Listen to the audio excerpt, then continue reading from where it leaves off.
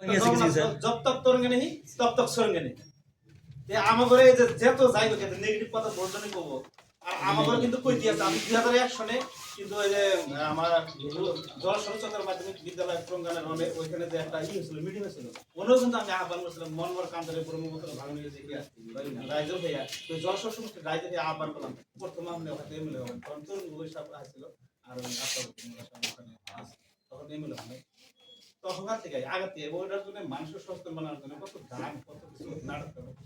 কিন্তু কেউ সারা দেয় তাই আজকে মানে মনটা এত ঘুরে গেল মনে করে আমি কোথায় আছি মানে এরকম একটা ভালো লাগতেছে একটা শখ এটা গ্রেট আর প্রথমে আমি অন্তর থেকে এত ভালোবাসা দিতেছি যারা ওনার প্রথম যে উদ্যোগটা নিছে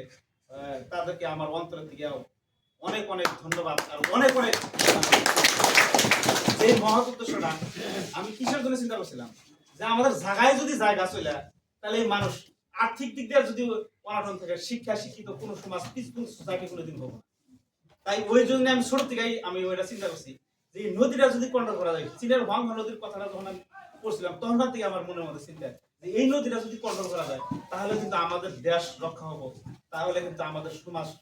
সুস্থ হবো শিক্ষা পেটের মধ্যে ভাত নাই যায় আমরা দিল্লি বোম্বে গুয়াহাটি আর ওখানে মানে মার দেয় কত বাংলাদেশ আমরা জায়গাটাই যদি স্থায়ী যদি না হয় তাহলে আমরা কোথায় যাবো